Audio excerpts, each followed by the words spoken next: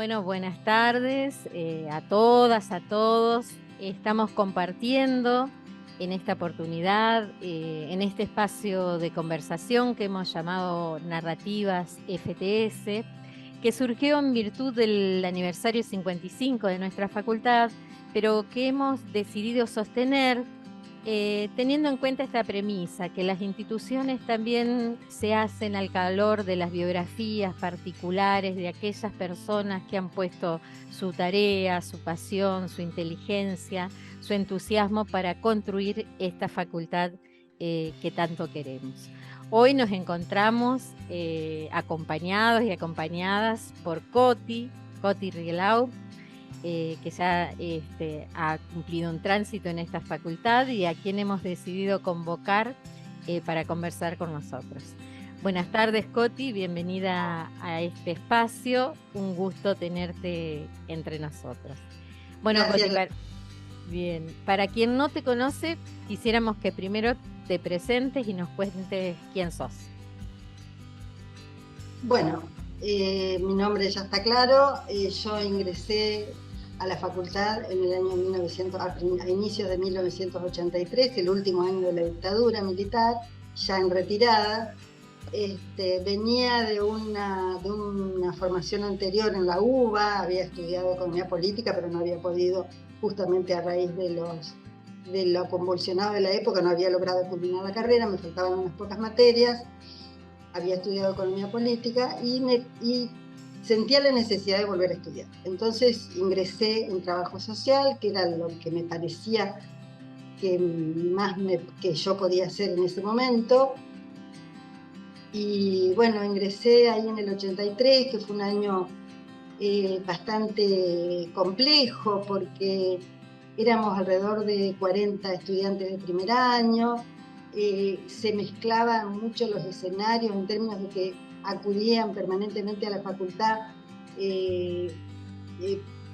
antiguos estudiantes que no habían podido recibirse debido a la dictadura, entonces peleaban por obtener sus títulos.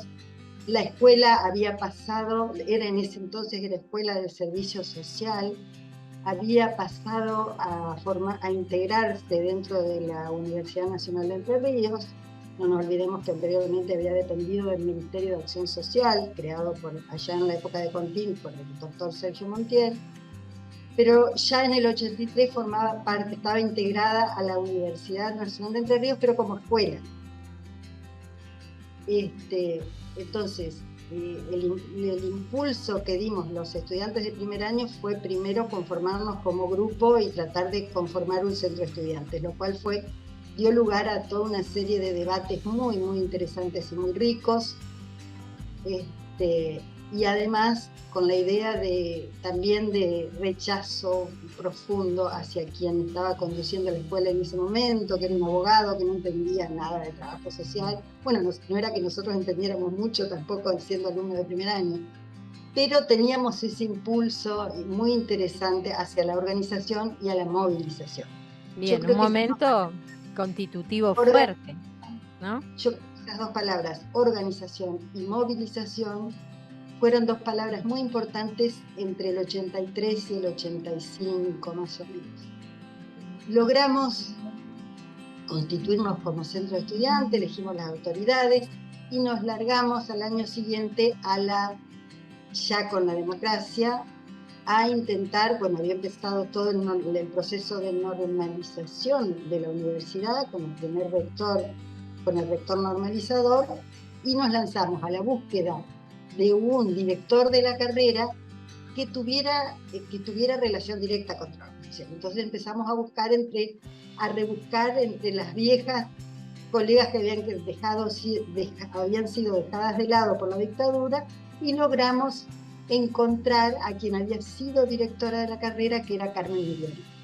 La convocamos, la sostuvimos desde el centro de estudiantes, con apoyo docente, por supuesto, y logramos que fuera designada directora de la carrera. Y a partir de ahí empezó la pelea, también de manera muy mancomunada entre estudiantes y docentes, para lograr el pase de escuela a facultad, para lograr la creación de Facultad de Trabajo Social, lo que finalmente se logró, constituyéndose como la primera Facultad de Trabajo Social del país.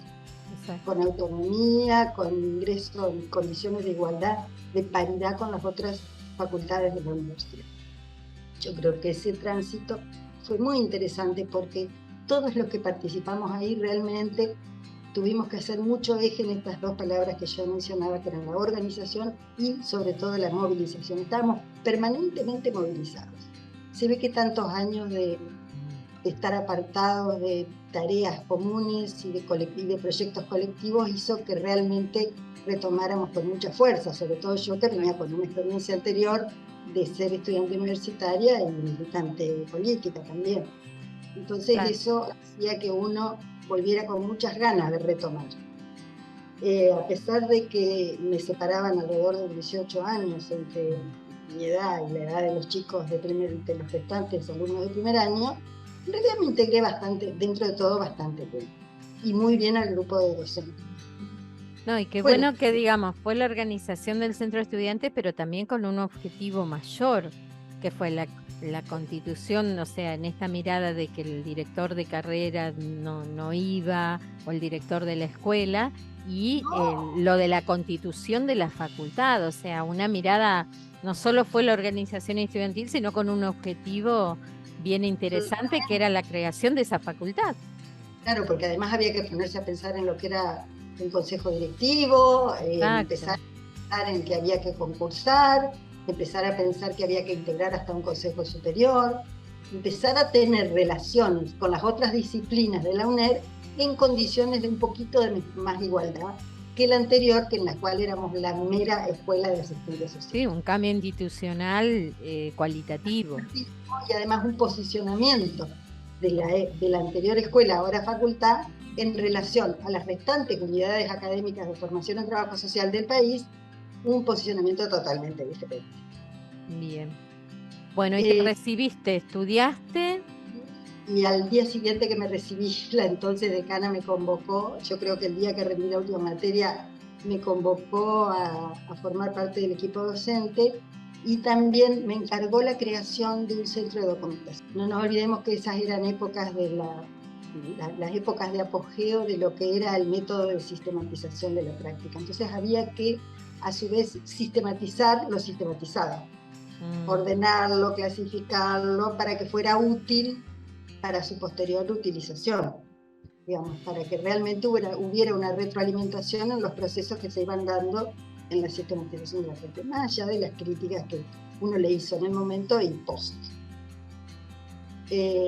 Pero bueno, ¿cómo fue la constitución de ese espacio del centro de documentación? Bueno, empezó a funcionar como un anexo de biblioteca, pero yo dependía directamente del decanato,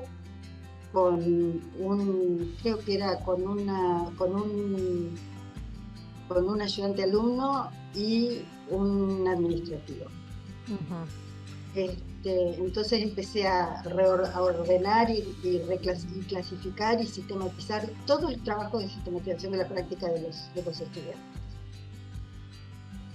A encodificar, a tematizar y a poder armar ejes de investigación, ejes de indagación a partir de las cuestiones que iban saliendo de la sistematización. Es así que empecé un proyecto de investigación incluso en convenio con el entonces Ministerio de Gobierno de la provincia, sobre los niños y jóvenes en conflicto con la ley en la provincia de Entre Ríos, que creo que fue uno de los primeros proyectos de investigación de la facultad.